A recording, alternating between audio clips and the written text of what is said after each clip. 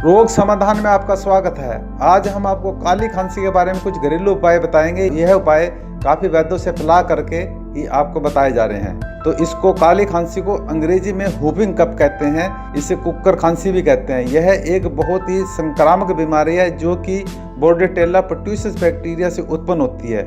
यह श्वसन संबंधी बीमारी है। यह बैक्टीरिया ऊपरी श्वसन प्रणाली के सीलिया से जुड़ जाते हैं। जीवाणु विषाक्त पदार्थ बनाते हैं जो कि सीलिया झिल्ली को नुकसान पहुंचाता है और वायु मार्ग में सूजन करते हैं। यह खांसने या छींकने से फैलती है, इसलिए खांसते या छींकते समय मुख पर रुमाल रखें ताकि यह फैले ना। यदि आपको पर्ट्यूसिस वैक्सीन लग गया है लेकिन अभी भी बीमार हो जाते हैं तो संक्रमण आम तौर पर उतना ज़्यादा नहीं होता, अर्थात वैक्सीन लेने के बाद संक्रमण कम होता है।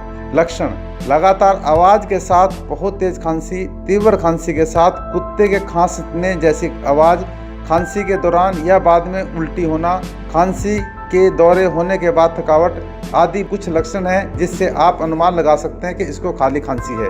कुछ घरेलू नुस्खे।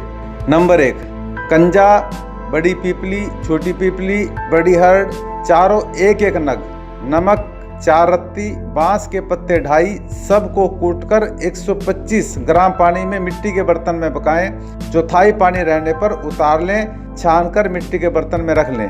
3-3 ग्राम दिन में 4 बार दें तो काली खांसी में आपको बहुत ही अधिक लाभ मिलेगा। नंबर 2, केले के सूखे पत्ते को जलाकर राख कर लें। बच्चों के लिए आधा रत्ती, बड़ों के लिए 2 रत्ती शहद मिलाकर दिन में 3 बार कुछ दिन चिटाएं। इससे आपको काली खांसी में बहुत ही अधिक लाभ मिलेगा।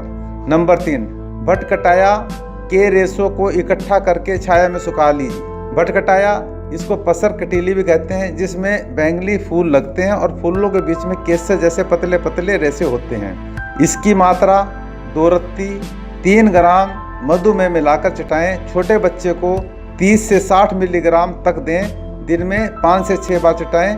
पहले दिन से लाभ मिलना शुरू हो जाएगा। नंबर 4, भुनी हुई फिटकरी 1 रत्ती, चीनी 1 रत्ती, दोनों को मिलाकर दिन में 2 बार खिलाएं। 5 दिन में काली खांसी दूर हो जाती है। बड़ों को इसकी दुगनी मात्रा दें क्योंकि इससे आपको बड़ों को दुगनी मात्रा से आराम मिलेगा। ये आपको कुछ घरेलू नुस्खे बताए, इनको आप इस्तेमाल कीजिए। अगर आपको लाभ हो तो फिर आप दूसरों को बताइए।